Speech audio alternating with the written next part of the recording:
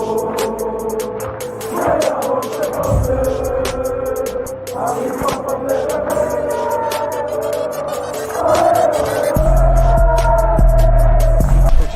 out to Kopish. Shout out to Kopish, guys. All the good work the up. two legends, Emil Heskey, Howard Gill.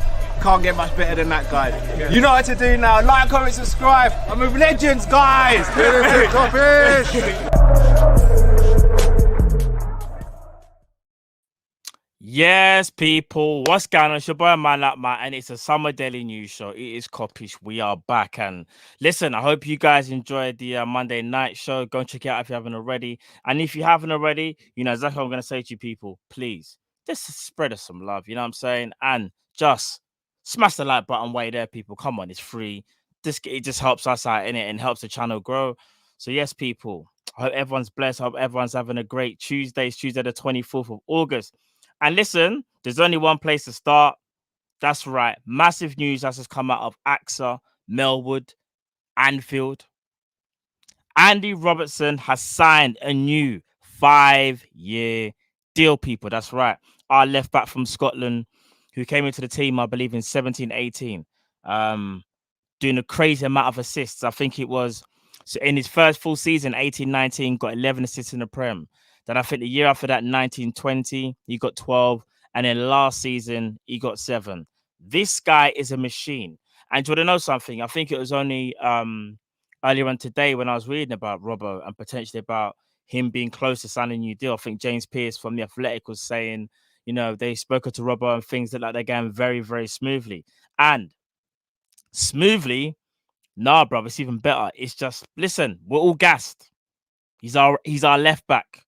He's the guy, Robbo, you know. And remember, if I'm not mistaken, Robbo, obviously he's got an injury and it does look like he potentially could be fit for Chelsea. You know, I know Tsimikas has played very well, but we're talking about Andy Robertson here. In our opinion, we already know what we're going to say. He is the best left back in the world. And just sticking on Robertson as well, there's a couple of quotes from him. On his Twitter, he said, "There's no place I'd rather be. Love it to bits here. It's home. Thanks to everyone for the incredible support from day one until now. My focus is on working even harder so we can achieve more great memories together." And he also speaks to the Liverpool website as well. He said on Tuesday, well, obviously today, sorry, obviously when the negotiation started and it looked as if my future was going to be here long term, that what it was, then I think it's no secret that I'm happy at this club. I want to stay at this club for as long as possible and extend my stay. It's always a happy time for me, for my family. We're settled here. We love everything about this football club, and I'm glad the journey is continuing. He also speaks about when you sign for a massive club. I still remember the days if it was yesterday when I signed here, and obviously you have ambitions to become a regular player for Liverpool, to win trophies for this club, to do everything else. But the way it's gone has been excellent. I think it's safe to say Andy Robertson is absolutely delighted, and he should be. He's just signed a new deal. So that's Robertson signed up. That's Trent signed up. That's Van Dijk signed up. That's Fabinho signed up. And I think there's one more. Who's the other person? Wasn't there 5? And Ali. How can I forget Ali? So that's 5 key players that have now signed up for Liverpool long term. And Robbo's obviously one of the longer contracts at a 5-year deal. So fully gassed about that. But yes, next thing I want to talk about, people. This one, you know what I'm going to say. It just won't go away. This brother right here, the headline maker, Kylian Mbappe. We know after them signing Messi, it does look like Mbappe wants to leave. It really does. We continue our link with him all the time. And not only that, Duncan Castles from the Transfer Window podcast, even though whether you rate Duncan Castles or not, I'm going to remember this is a report show, people. I'm going to just let you know what he said. He said Liverpool has a special interest to Kylian Mbappe. He supported Liverpool when he was younger. He likes the way they play football. Mbappe has a strong interest in playing in the Premier League at some point in his career. He likes Jurgen Klopp's management. He has spoken publicly about Liverpool in the past. Now, Duncan pretty much tells us what we already knew already. We kind of know Mbappe does like Liverpool. He's flirted with us so many times when he was speaking about us, you know, when he does his little press conferences, like when he's not doing stuff for PSG. It could be for FIFA. It could be for Nike. Obviously, now that he's obviously we're now embodied with Nike. But the whole Mbappe thing, I mean, there was even a report from RMC yesterday that was saying, what did they say? Yeah, an unnamed English side have been making movements for Mbappe, and everyone. Some people thought it was us. Some people thought Man United. Some people thought Man City. Listen, I don't think we have a chance of getting Mbappe right now, but I will say this: if he's still available and no one buys him this summer, and he's on a free next summer, which obviously because his contract runs out, then we have a little shot at getting him. I still think he'll end up at Real Madrid, but stranger things have happened in football. Like things can just happen where you're just like, what? But I know a lot of you are going to say we've got FSGs as our runners, and that is true. Here's another little bit of, dare I say it, hope, but it's not the hope that we would all want. I think we really have to keep a close eye on Salah's contract to Mane's contract negotiations. I think those two contracts, especially being attackers, are probably tied into Mbappe as to whether we have a chance or zero chance. Because I do think, me personally, if we was to ever lose Salah or Mane, and I hope we don't, for me, Salah and Mane need to stay at the club. You add Mbappe. You don't, let one go and then bring in another one. It don't make no sense to me. You add him. We need to hold on to Mane and Salah, and if you can, you're bringing in Mbappe. But that's just my opinion. Again, it's a report show, but sometimes I just got to give my opinion, innit? And here's another one I want to talk about. Give my opinion on him, but before I even get my opinion on Naby Keita, Stan Collymore has been talking about him. He says his positioning, consistency, work rate against Burnley went largely unnoticed. This could be the breakthrough season for the Guinean. He also says, if I'm right, then around Christmas, he could be seen as the all-round midfielder Liverpool desperately need following Wijnaldum's exit, and with Henderson and Milner aging. You guys already know how I feel about Naby Keita, so I don't even get into it. One thing I will say, though, is it just comes back down to, can he stay fit? If he stays fit, Naby Keita will be an exceptional player for us. And even the two games that he started very well. I think even in the last game, some people weren't giving him that much of a high praise, but for me, he just went about his business the right way. Kind of done that Gini Wijnaldum type of role, if you know what I mean. His role's been a bit curbed since Wijnaldum, well, obviously has gone, and we've seen in the two games a little bit different, but he's just got to stay fit. Same thing for Ox as well. Whether they can remains to be seen, but we know, for me personally, we've got a quality player there, so we have to wait and see what happens regarding him.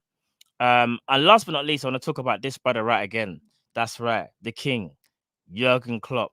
Oh, this picture is still mad, the glasses and then no glasses. It's mad.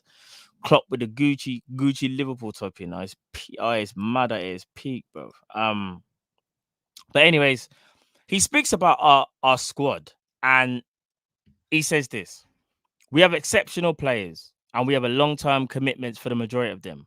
We have recruited smartly both in this season and last. I guess talk about Ibu.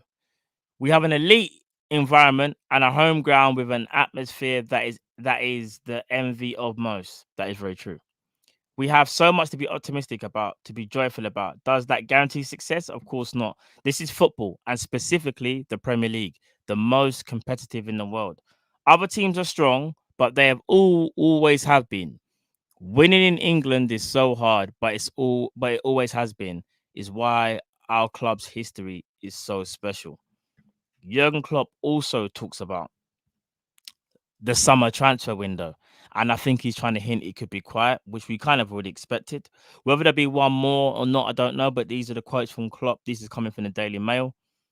He goes, I'm a football fan as well as guilty of being attracted to a story about which team might sign which player. The difference is I don't have that itch when it comes to us. He says, I don't for 1 second criticize anyone, be it a fan, pundit, journalist, or players and coaches, for getting drawn into the allure of transfers. But as the manager of this team and leader of this football club, I must always view these things with the proper perspective. There is so much focus on transfers and recruitment in football, and in particular in the Premier League.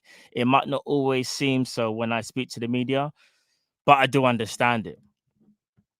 Make of that what you will, people. Is Klopp trying to warn us that Ibu is all we're getting? Is he just trying to say to manage expectations? Is he also trying to say, I understand where you're coming from? So, and when he says I'm like you guys, but he just doesn't get drawn into it, maybe he's kind of also say as well, like, well, yeah, like, I have a right to get drawn into it. Sometimes I'm just not going to say it publicly because I know what we need to get. I also feel Klopp is a smart man. He's not going to come out again and say some things that might put him or the club under a lot more pressure than it already is. So I think he's just playing his cards close to his chest. He whenever he talks about transfers, he never really says, he's never the type of guy to say we're going to do a lot of business. He just never does. He's not that guy. So for me, I take it with a pinch of salt, but at the same time, you could look at it and think he's just saying we might get one more player in, but other than that, there's nothing else. I'm taking it as that. From what I heard of that, from what I've just read, I'm taking it as we might get in one more player, and if we don't, I'm happy with what we have. And that's the thoughts of Jurgen Klopp. Can we berate him? We can't, but we can obviously ask questions as fans because, you know, it wasn't until last season when we realized when we had those injuries, what happened to our football club. So it remains to be seen what happens for the rest of the season. I just hope Klopp is able to get the player, if he does want to get one, the one that he actually wants and not one that's given to him, because there's a big difference. Do you get what I'm trying to say, people? But yes, people, if you haven't already, I'll say again, smash the like button, people. It's coming across your screens right now. It's your boy, Man Like Matt. Andy Robertson has signed a new 5-year deal. 5-year deal. He's our left back. He's from Scotland. He's Liverpool's own. People, I'll see you again for another one. Summer Daily News Show. Take it easy. Enjoy Tuesday. Peace.